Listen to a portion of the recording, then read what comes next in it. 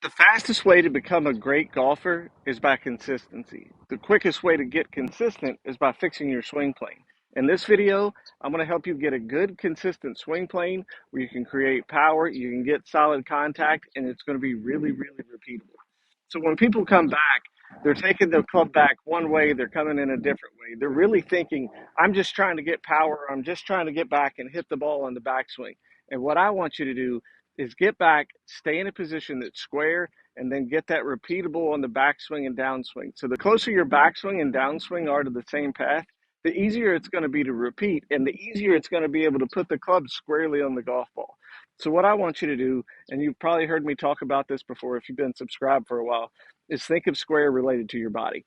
And when you turn back, everything moves back together. You're trying to keep the club right in front of your chest as you turn back, moving it back with the big muscles, as opposed to pulling it back with your hands and arms. Because when that happens, you have to reach across your body. The right arm bends to compensate for the left reaching across if you're a right handed golfer. And then everything gets inside, or you direct it outside, and then it's tough to get back down the same path on the downswing. What's the right path to be on? So I have a cone. It goes up from the golf ball through the middle of the right shoulder, and then it goes from the golf ball up the club shaft. I want your club to be in between those lines on the backswing, downswing, after impact the entire time, the entire golf swing. Even after impact, you're going to be in that same position. How do we do that? Just like I was saying, keep it in front of you, rotate back, go up to the top of the swing. The downswing pulls everything through. That's going to let you shallow out and be on the right path coming back into the ball. So as you come back, I want you turning the club back with the big muscles. When you get halfway back, the right elbow bends, and that's going to let the club head pass your hands. That's when the club head or when the wrists hinge on the way up to the top of the swing. When it makes that transition from here up, I want you to picture the club shaft going up your trail forearm. When you swing back into the ball and your lower body's pulling everything through, you're coming again back down the trail forearm into impact. What I want to demonstrate here is the plane where we want to be, and this is the cone I was talking about. So backswing, downswing, after impact, I always want to see you in between these two lines. The more we can get in this position, the more repeatable your swing is. The more repeatable your swing is, the more consistent you're going to be.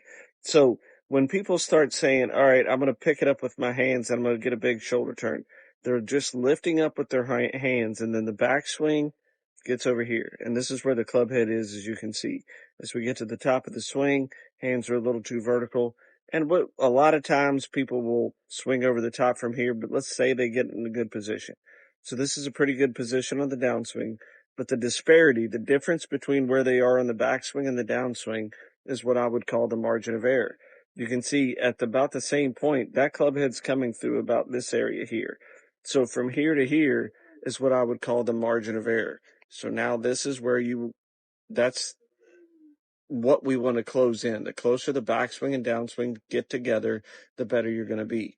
Now, that is a position I see sometimes, but the position I see more often is what you see here, where the people someone would bring it straight inside, and the hands are moving faster than the chest turns. The club gets way inside. From here, the more popular position is to swing over the top, and then the club's in this area. That would be your margin of error. Here, I dropped it more down the path you're supposed to, but you still see a big difference, and it's a little too far inside. When you get too far inside, you have to flip through impact, and then who knows what's going to happen. What we want to see is you swinging up and down that same path. Keep the club head and hands between those lines at all times.